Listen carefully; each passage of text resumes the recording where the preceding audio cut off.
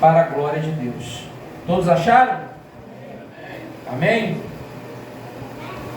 Também vos notifico, irmãos, o evangelho que já vos tenho anunciado, o qual também recebeste, no qual também permaneceis, pelo qual também sois salvo, se o revestides tal como vos tenho anunciado, se não é que credes em vão.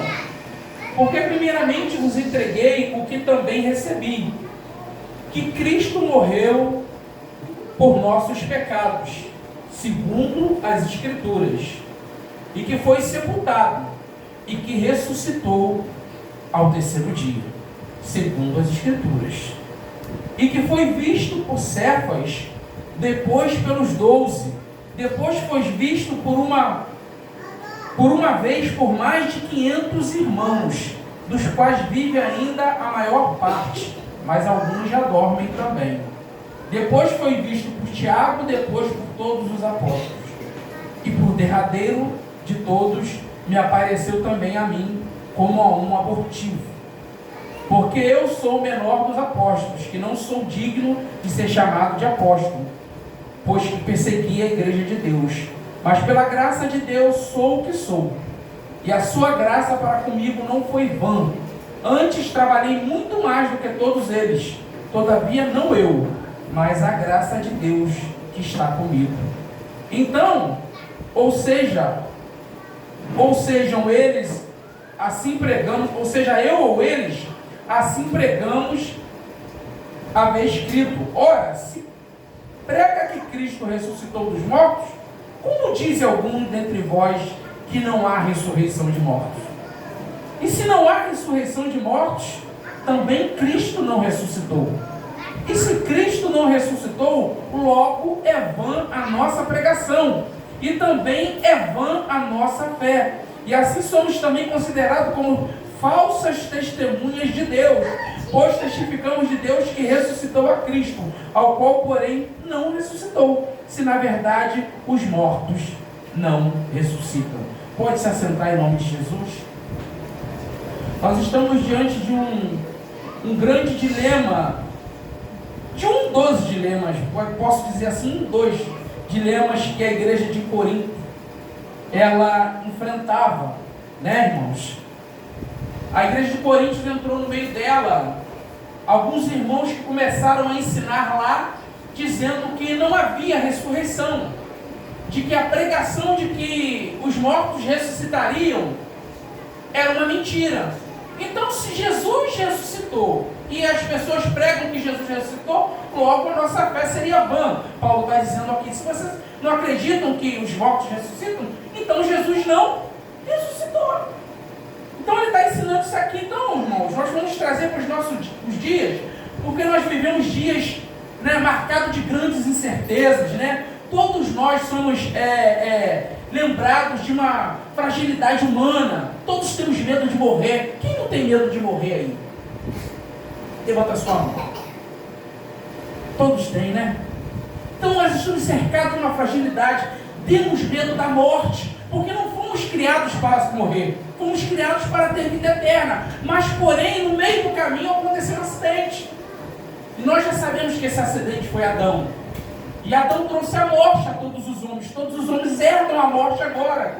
Mas Jesus, ele é o segundo Adão, o qual morreu e ressuscitou ao terceiro dia para nos trazer de novo a vida eterna. Aleluia! Então, o apóstolo Paulo, ele traz aqui, nessa síntese, dessa explicação, ele apresenta a maior verdade que o Evangelho pode ter. Se Jesus ressuscitou, tudo muda. Se Jesus não ressuscitou, em vão é a nossa fé. Quem crê que Jesus ressuscitou, ele levanta a sua mão. Então tudo muda na sua vida, tudo muda na minha vida. Sabe por quê? Porque a nossa esperança, ela não vai ficar somente nesta vida, porque Cristo é a primícia da ressurreição, e Ele garantiu que nós também ressuscitaríamos naquele grande dia. Então hoje nós vamos entender por que a ressurreição é o fundamento da fé cristã. Irmão, se nós não crermos num Cristo ressurreto, não motivo para pregar evangelho. Se nós não crermos em um Jesus, se existe algum crente, aqui na Iacoque eu acho que não, mas se existe algum crente ainda em Deus que tem alguma dúvida, será que ele ressuscitou? Será que não aconteceu? Será que não foram os soldados que roubaram o corpo dele? Será que não foi o povo que escondeu o corpo de Jesus em algum lugar? Isso, irmãos, já foi especulado, já foi, procurado por várias pessoas, historiadores, tá? Filósofos e pessoas que tentaram desmentir o fato da ressurreição de Jesus. Isso já foi especulado. Então, o fato é verdadeiro que Cristo ressuscitou. Quero que você repita comigo. Jesus ressuscitou. É um fato. Uma verdade. Que muda a minha vida. Então, a primeira coisa que nós devemos entender, aleluia. Paulo começa lembrando que se Cristo morreu, ele morreu o quê? Pelos nossos pecados. Todos pecaram. E destituídos estavam o quê? Da glória de Deus. Era necessário ter alguém inocente, alguém puro, para que viesse oferecer um sacrifício, e que ele foi dado na cruz. Antes, nenhum homem poderia receber perdão se não tivesse alguém que morresse no lugar dele. Nas escrituras que Paulo está dizendo, ele não está dizendo só, eu não trouxe nenhuma novidade para vocês. Em todas as escrituras diziam que Jesus morreria e ressuscitaria. Eu não estou trazendo nenhuma novidade, porque na verdade as escrituras sempre mostraram este fato. E agora este fato aconteceu, e agora nós testemunhamos esse fato, como outros irmãos testemunharam. Só que nós aqui na Iacoque, toda a igreja do século 21, ela não viu Jesus aqui na terra, mas ela creu o quê? Por fé.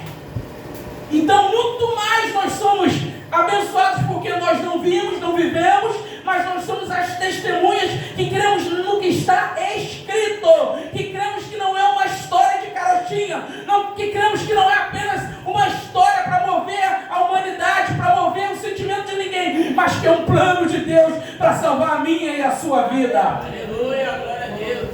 Então, se Cristo morreu pelos nossos pecados, ele foi sepultado e ressuscitou ao terceiro dia. Isso não é nenhuma filosofia, isso não é nenhuma, ideia humana. Isso é um plano de Deus e um fato verídico que não pode ser contestado. A nossa fé não está em uma placa de igreja. A nossa fé não está em nenhum homem. A nossa fé não está em nenhuma religião. Eu quero te dizer uma coisa: Jesus nunca fundou religião. Que isso, bispo? E o cristianismo? O cristianismo não é religião. Os homens colocaram os seguidores de Jesus como uma religião. Mas o cristianismo não é uma religião, porque Jesus nunca fundou religião. Ele trouxe a vida, ele trouxe a esperança de vida eterna, ele trouxe o perdão dos nossos pecados, ele trouxe o caminho de volta para Deus, ele trouxe o caminho de volta da comunhão dos homens que querem arrependimento para Deus. Então isso não é religião, isso é um fato ao qual Deus criou o homem para ter comunhão. O homem perdeu a comunhão. Jesus veio restaurar esta comunhão com os homens, para que os homens voltassem a se chegar a Deus. Segundo fato que Paulo nos fala aqui, isso foi testemunhado por alguém. Porque quando nós somos testemunha, quem já foi testemunha aqui em algum julgamento, alguma coisa? Você pode mentir? Não. Se você cometer perjúrio, perjúrio também é um crime. Perjúrio é o quê? Mentir em juízo. Então isso também é um crime. Então você pensa, se verdadeiramente alguém quer dizer que Jesus não ressuscitou, será que eles conseguiriam convencer um homem? Eu até acredito que eles convenceriam 12. Pode ser. Mas 500 testemunhas? Se é válido, quando você vai testemunhar para alguém, uma ou duas testemunhas, você imagina 500 testemunhas. Irmãos, os soldados de Roma eram homens perspicazes, homens inteligentes, treinados. Vocês acham que verdadeiramente, como contam aí essas histórias de Discovery Channel e outras coisas que estão lá dizendo que o corpo de Jesus foi roubado? Há vários documentários falando isso, que Cristo não ressuscitou e que ele foi roubado, que isso foi uma história que o cristianismo ele inventou para seguir. Mas o fato é que se isso fosse uma verdade, bastaria eles acharem o corpo de Jesus e fazer um cortejo por Jerusalém, que o cristianismo acabaria. Eles andariam com o corpo de Jesus morto por lá e falariam: olha, eu não falei que isso era mentira, que esse povo é mentiroso, mas cadê o corpo de Jesus? Diga aí comigo, ele ressuscitou! Não está aqui! Aplauda o nome do Senhor Jesus, igreja. Não há como contestar esse fato. Jesus ressuscitou e ponto. Essa é a vitória da igreja, com testemunhas. E Jesus aparece a muitos. Primeiro aparece a Pedro, depois ele aparece aos 12 discípulos, depois aparece para essas 500 testemunhas, depois aparece para Tiago, por último Paulo fala assim, e por último, ele aparece a mim, um abortivo, que não sei nem por que ele apareceu a mim, porque eu persegui a igreja de Deus, mas eu sou o que sou. Ele quis aparecer e me chamar. Então, isso não é uma alienação, queridos. A nossa pregação não é para alienar ninguém, não é para trazer uma ideia nova, é para trazer um fato de salvação. Quando você afirma para alguém, Jesus te ama, Jesus deu a vida por você, Jesus quer te salvar, você não está trazendo nenhuma ideia nova, você está trazendo um fato de um plano que Deus criou para salvar a humanidade. João diz lá em João 3,16, porque Deus amou o mundo de tal maneira que deu seu Filho unigênito para que todo aquele não pereça. Então, é um fato. O plano de Deus era que Jesus morresse, ressuscitasse ao terceiro dia e nos garantisse de novo uma comunhão com Deus. Então não é nenhuma alienação, não é nenhuma mentira, não é nenhum mito, não é nenhuma história. Nós pregamos um plano que é dado por Deus. Deus deixou provas suficientes para que ninguém duvide disso. Eu e a pastora Marta estivemos no túmulo de Jesus. Hoje, na Páscoa, eu coloquei a nossa foto lá. E quando eu fiz o vídeo descendo para aquele lugar, eu emocionado, eu falava, e agora nós vamos para o túmulo de Jesus. Aonde? Aí ele não está lá. Você vai chegar no túmulo de muitos famosos. Você pode escolher aí qualquer famoso que você quiser. Qualquer profeta que passou aqui na terra. Tirando Elias, que foi levado ao céu, Enoque, você pode procurar quem você quiser. Aqui jaz o corpo de Joãozinho. Aqui jaz o corpo de Pedrinho. Aqui jaz o corpo de Luquinhas. Aqui jaz o corpo de Filipinho. Vai estar lá. Agora no túmulo de Jesus está escrito: ele não está aqui. Ele ressuscitou. Aleluia. E esse dia, queridos, que nós trazemos como Páscoa, todos os anos aqui eu falo que não é Páscoa. Hoje eu quero falar o que é Páscoa. A ressurreição. O plano de Deus para nos salvar. Hoje eu quero falar sobre isso. Não é isso que nós estamos pregando aqui. Terceiro ponto. Sem ressurreição, então está tudo acabado. Não há esperança. Mas se há ressurreição, o quê? Tudo muda. Se não há ressurreição, a nossa fé é em vão, a pregação do Evangelho é inútil. É isso que os homens de Coríntios estavam tentando colocar na cabeça das pessoas. Não, esse negócio de ressurreição, os gregos até acreditavam na imortalidade da alma, mas nunca acreditam que há uma ressurreição. Quando Paulo estava debatendo no Areópago, e quando ele falou de ressurreição, ele disse: agora nós não podemos te ouvir. Volta outro dia que a gente volta com o mesmo assunto, porque eles não entendiam sobre o assunto de ressurreição. Então eles não queriam debater algo que eles não conheciam. porque era algo desconhecido, porque ali eles debatiam filosofia. E Paulo começou filosoficamente. Ele subiu naquele altar e disse assim: olha, eu vim aqui falar desse Deus aí, ó.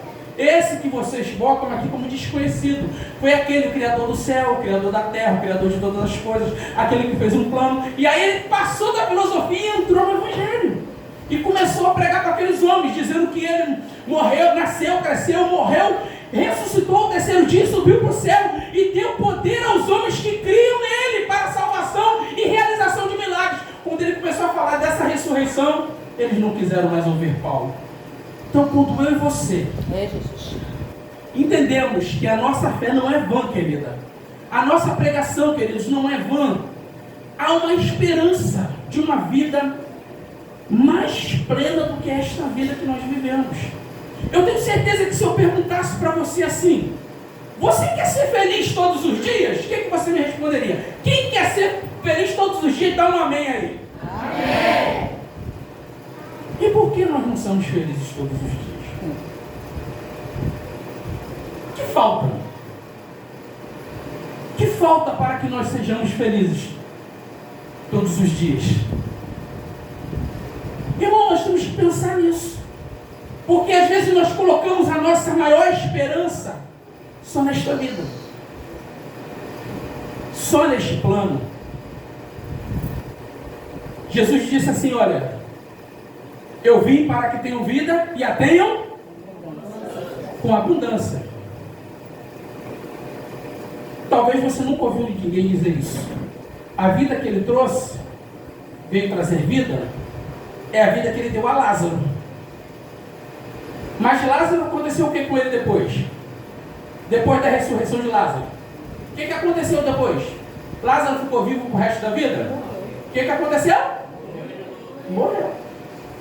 Mas Jesus também disse o que? Eu vim trazer vida, o que é com abundância. Essa vida aí é que a gente às vezes não está entendendo. Essa abundância não é abundância de bens, não é abundância de haveres, é abundância de paz. É abundância de algo que nenhum homem pode trazer, senão o próprio Jesus. Ele disse assim: olha, todos que estão cansados, sobrecarregados, oprimidos, vinde a mim. Aprendi de mim que sou manso de coração. Tomai sobre vós o meu jugo, porque o meu jugo é suave e o meu fardo o quê? Ué, mas por que tu não é feliz se o fardo de Jesus é leve? Hein, Bruno? Por que nós não somos felizes se o fardo de Jesus é leve? Ele disse assim: ó, você colocou uma cruz aí nas tuas costas, um fardo, que eu te garanto que é leve. E por que nós não somos felizes? Porque nós colocamos a nossa esperança da nossa felicidade aqui, querido, na terra, no que é passageiro, no que é terreno. É pecado querer as coisas? Não. Mas é sofrimento querer e não alcançar. De que se queixa o homem? Seus próprios pecados. Então não é pecado você desejar nada, querer nada. Mas também não se frustre, não coloque a sua expectativa se você não conseguir. Porque aí você vai viver sempre uma vida infeliz, frustrada, porque colocou só a sua esperança em coisas materiais e terrenas. Então, essa aplicação que eu estou colocando aqui de vida abundante é para uma vida que vai nos transportar dessa para uma celestial. Amém, igreja? Amém. Quarto ponto. Jesus é a primícia da ressurreição. Paulo declara: ele ressuscitou. Ele é o primeiro de muitos. Em Adão veio a morte. Em Cristo veio a vida. A lei aponta o pecado. A graça aponta o quê? A solução. Então Jesus, ele desmistificou o que era a lei. Ele pegou o que era embaralhado para os homens cumprirem, que ninguém conseguiu cumprir, colocou o fardo nas costas, foi lá na cruz, morreu por todos os nossos pecados, o fardo que nós nunca conseguiríamos carregar, ele foi lá e carregou, e morreu por nós, se fazendo maldito, sendo inocente, Jesus se fez maldito por mim e por você. E aí ele levou todos os nossos pecados. Agora, quando ele ressuscita no terceiro dia, ele ressuscita para toda a humanidade se tornar pura, sem culpa. Paulo diz, nenhuma condenação há para os que estão em Cristo. Se você crê na ressurreição de Jesus, nada nem ninguém pode te condenar.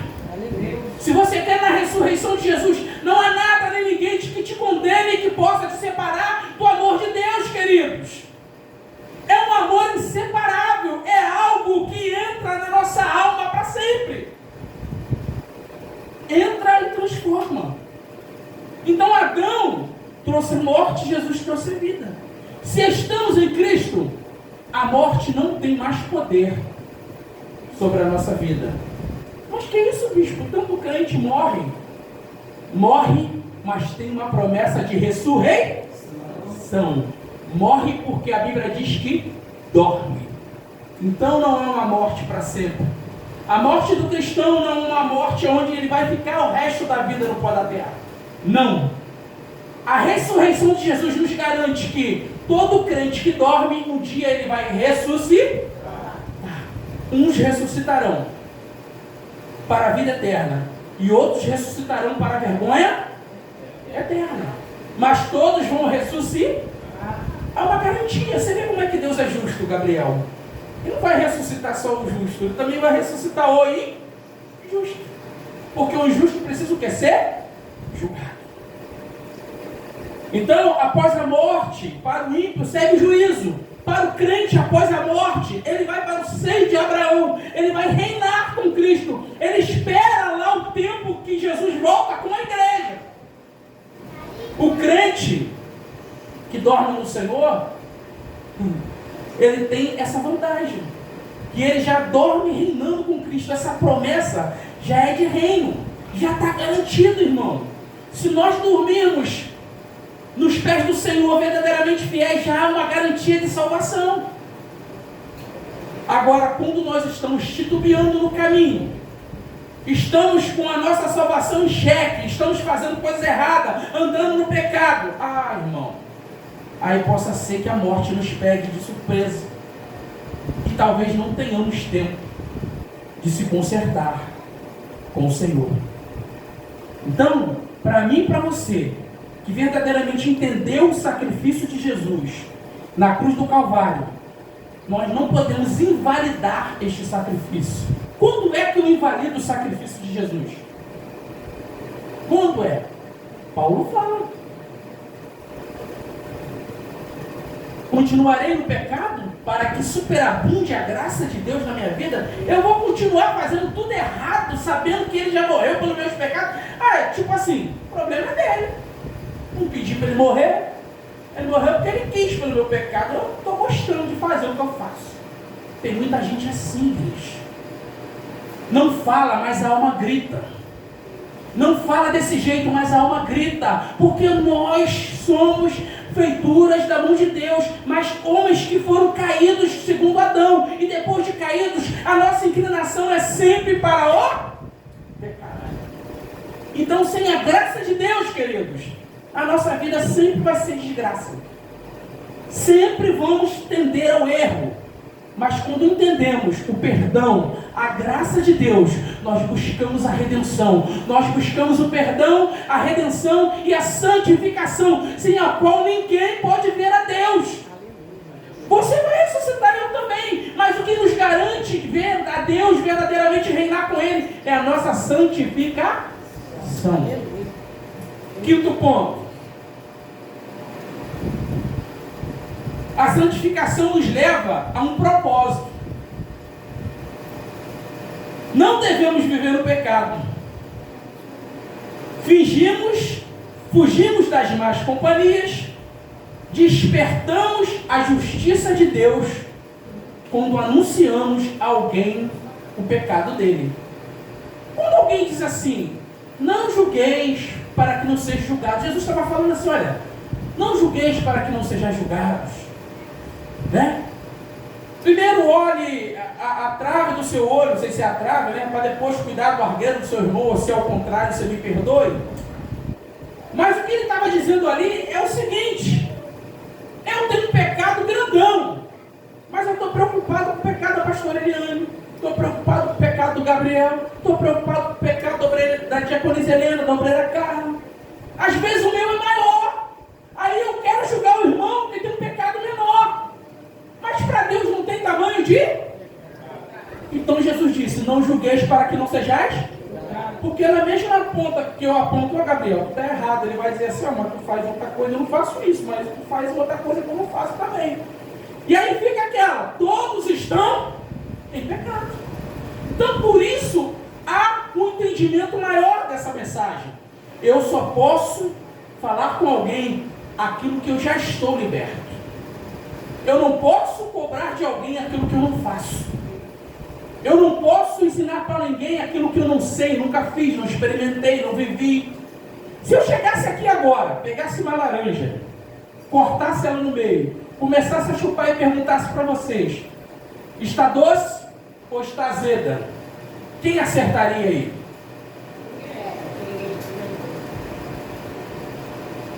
Ninguém acertaria. Porque se para mim ela poderia estar doce.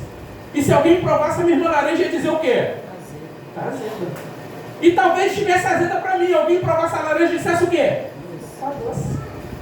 Você entendeu por que não devemos comparar os nossos erros com os erros de ninguém? Porque todos nós temos defeitos. Todos nós, no momento que fomos fabricados perfeitos. Né? O Adão foi fabricado ali perfeitinho. Mas depois de Adão, todo homem que foi gerado já veio com um problema de fabricação. Que é isso, bicho? Diz aí: o pecado original. É um defeito. Repete comigo: o pecado original é um defeito de fabricação da humanidade. Mas quem conserta esse defeito? Aleluia! A Jesus! Aquele que conserta todos os defeitos, os meus, os teus, os nossos defeitos. Conserta, não lança em rosto, não nos acusa, não nos oprime.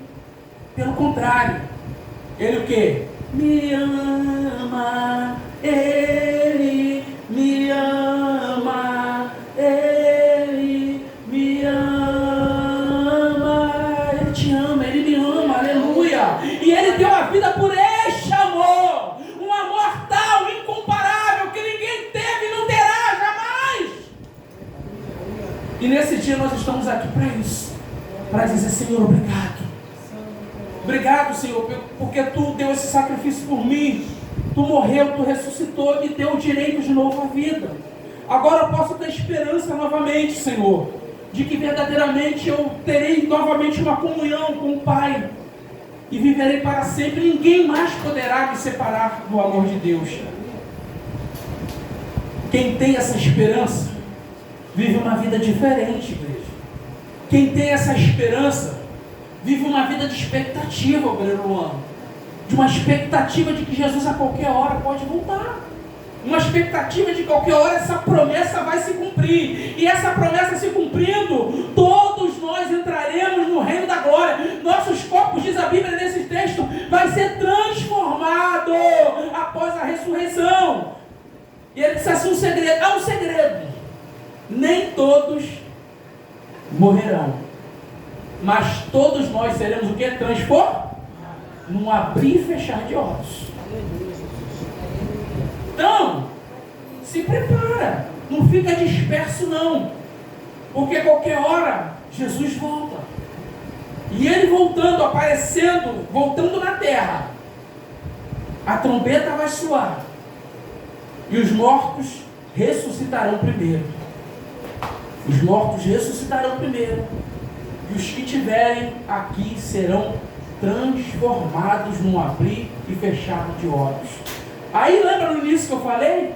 Aquele corpo frágil, sabe? Aquele corpo enfermo, cansado, a pastora Eliane, que está trabalhando esse mês todos os dias, acordando 4 horas da manhã, trabalhando 12 horas, chega cansada, a gente chega aqui cansado. Irmãos, pessoas que estão lá no hospital do câncer, com feridas imensas, às vezes até cheirando mal, humilhados. Uma humilhação que pessoas têm nojo de chegar perto. Tem tanto crente lá. É porque Deus não ama ele? Não, é porque ele está num corpo mortal. É porque ele está num corpo que agora é corruptível. Se corrompe, acaba. Ah, Jesus, mas haverá um dia que esse corpo mortal se revestirá de toda a glória. E quando o que era mortal se tornará imortal. E o que era agora vil se tornará glorioso para a honra e glória do Senhor. Essa é a maior promessa que é fundamentada na ressurreição de Jesus. Quando Jesus ressuscitou, ele ressuscita com um corpo glorioso, com um corpo agora imortal, mesmo sendo 100% homem. E se Paulo diz que ele é a primícia, foi o primeiro que abriu o caminho para que acontecesse isso com todos nós, ele diz assim, eu vejo Paulo apontando o dedo e falando assim, morte, onde está você, morte? Onde está a tua vitória? Onde está o teu aguilhão? Tragada foi a morte. Aleluia. Ela não tem poder, igreja. Ela não tem poder sobre aquele que crê na ressurreição de Jesus, que crê na promessa de vida eterna. Aleluia. Vale a pena sofrer um pouquinho aqui na terra. Vale a pena se entregar um pouquinho para Deus. Vale a pena se dedicar à santificação, a fazer as coisas de Deus, porque este corpo, nada se compara. Paulo diz assim, nem olhos viram, nem ouvidos ouviram, nem chegou ao coração do homem aquilo que o Senhor tem preparado, que é para nós. Glória! Deus maravilhoso! Ele diz, olha, há corpos celestes, há corpos terrestres, há corpos animais, há corpos celestiais. O mesmo brilho não é o brilho das estrelas, não é o brilho do sol e não é o brilho da lua. Sabe o que eu entendo disso? Tem crente que vai ter brilho de sol, mas também vai ter crente meio ofuscadinho lá, Gabriel. Vai ter um brilho menor, um brilho de uma estrelinha apagada, ou um brilho de uma estrela cadente, ou o brilho da lua, porque isso não depende de nós, depende das nossas obras. Salvação, todos que crerem terão. Galardão é para quê? Para quem trabalha, para quem tem trabalho, para quem tem o que apresentar ao Senhor. Mas isso o que é, Senhor? O Jesus então está fazendo acepção, distinção de pessoa? Não. Para salvar, ele vai salvar todos que crerem.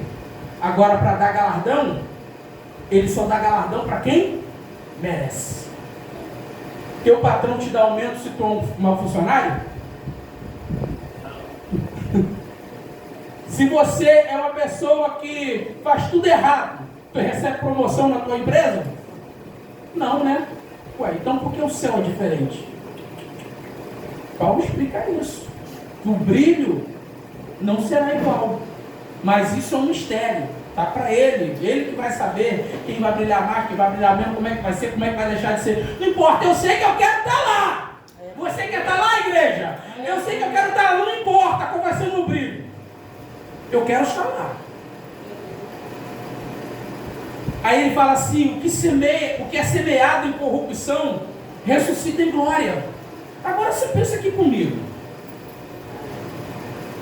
Toda semente para nascer alguma coisa, ela tem o quê? Primeiro, a semente vai na terra e acontece o que com ela? Não sabe? Ela morre. Toda semente que vai à terra primeiro, antes de brotar, o que acontece com ela? Ela morre. Então, quando ele está dizendo assim, olha, o que é semeado em corrupção? O corpo cheio de ferida, cansadinho, o corpo mortal, né? Às vezes uma doença ruim, vai ser semeado lá, malzinho. Porque quem é que sabe como é que vai morrer?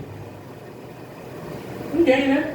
Então, não importa, mas importa que essa semeadura, quando nós somos lançados na terra, Jesus vai distinguir lá, vai tirar aquele pozinho que está lá, e vai tornar aquele pó de novo para ressuscitar. E agora não vai ressuscitar mais aquele corpo doente. Aquele corpo enfermo acabou. Agora aquele corpo vai ter que ser transformado em algo que nunca mais se corromperá. Algo que nunca mais acabará, queridos. Tem gente que fala assim, tu é anjo da igreja? Então atravessa as paredes. Não é assim? Mas você vai ter um corpo que você vai se transladar de um lugar para o outro. Você vai poder entrar, não haverá limite de tempo, de espaço para os corpos glorificados. Não há. Porque nós não vamos estar limitados a nada, nem a tempo, nem a espaço.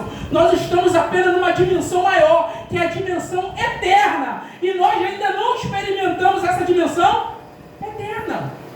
Paulo diz em outra carta que o que vemos agora por enigma, como um espelho. Mas o que vem para se revelar é muito maior do que aquilo que nós vemos. Então nós olhamos a nossa imagem. Oi, Ronaldo, você é tão bonito. Como é que eu vou ser lá no céu? Como é que vai ser um bebê que foi morto na barriga da mãe, morreu? Muitas vezes houve lá, né, a retirada obrigatória, né? Não pode falar mais a palavra aí, né, nas redes sociais. Mas foi retirada obrigatoriamente lá, né, por uma maldade. Como é que vai ser aquele vovozinho que morreu?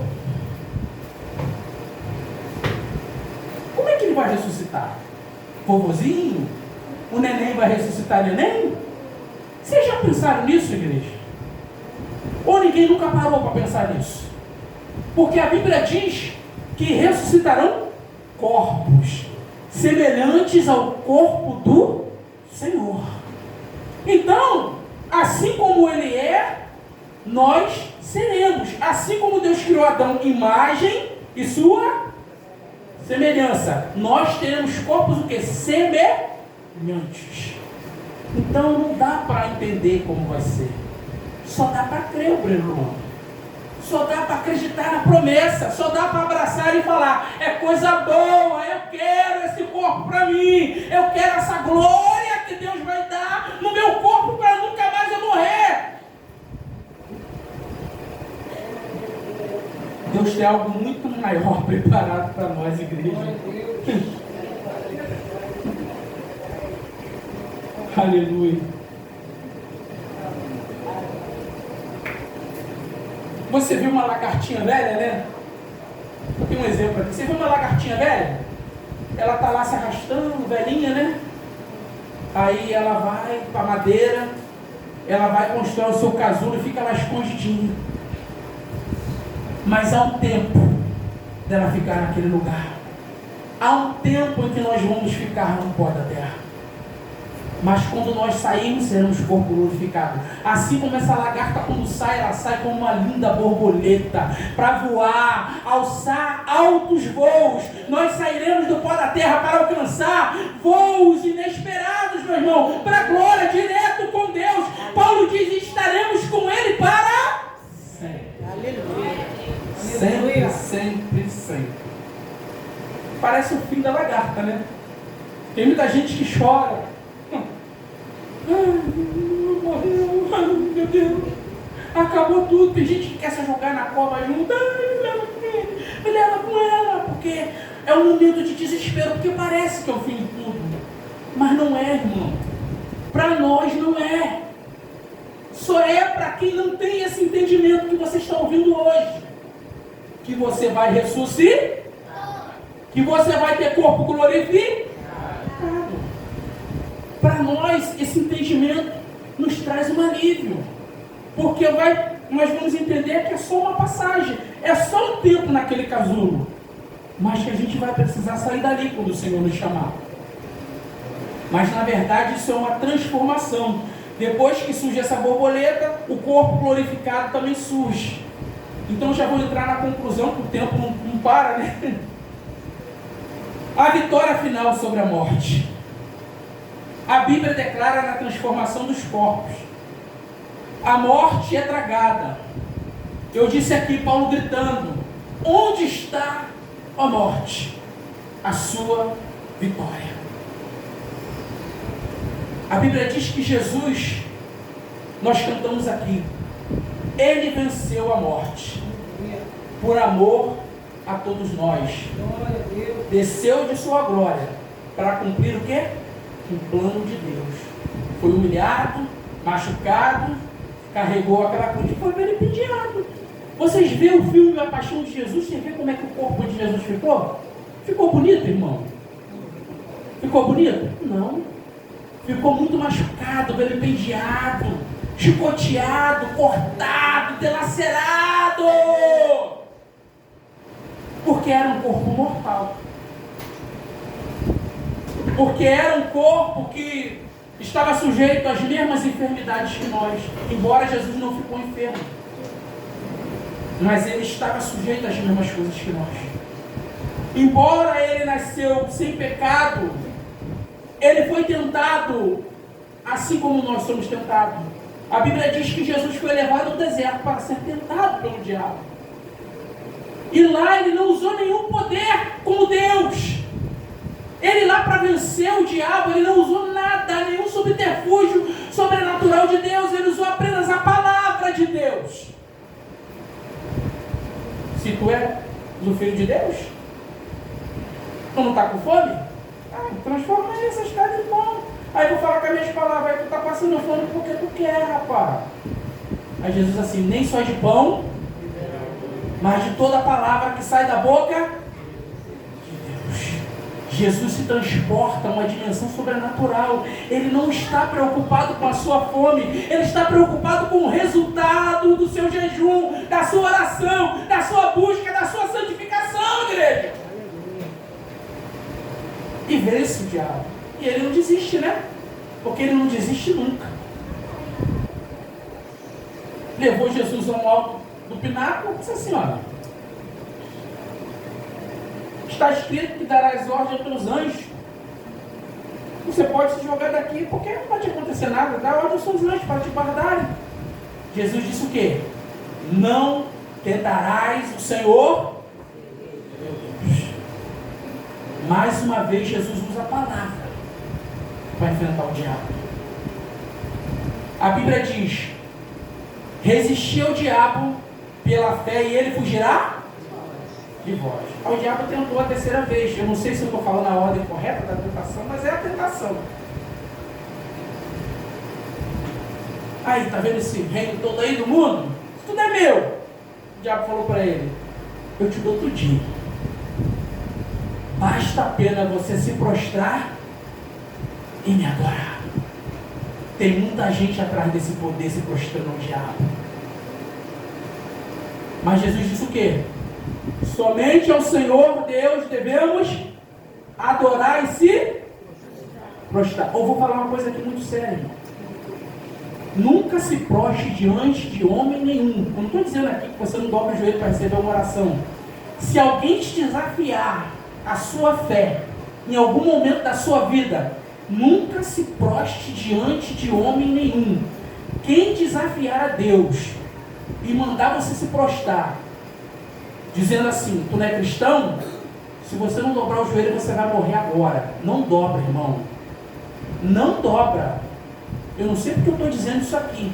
Não dobra, resiste. Resiste, porque esse é o teste da nossa fé. Esse é o teste, o fundamento da nossa fé. Nós temos que, mesmo que a gente morra naquele momento, há uma vida eterna. Aleluia. Jesus disse: não temeis aquele que pode matar somente a carne, mas temei a Deus que pode matar a carne e jogar a alma no inferno. Então não se prostra diante de nenhum homem. Então a morte já foi vencida. E nós recebemos de Deus essa benécia. O pecado foi derrotado. E terminamos dizendo: sede firmes, inabaláveis, abundantes na obra do Senhor, porque o vosso trabalho não é em vão, igreja. Nós temos que ter constância no trabalho, na fé. A fé não é algo que você começa e tu te tibia e começa a desviar de um lado para o outro. Você não deve desviar nem eu, nem para a direita, nem para a esquerda. É seguir o alvo que é Cristo.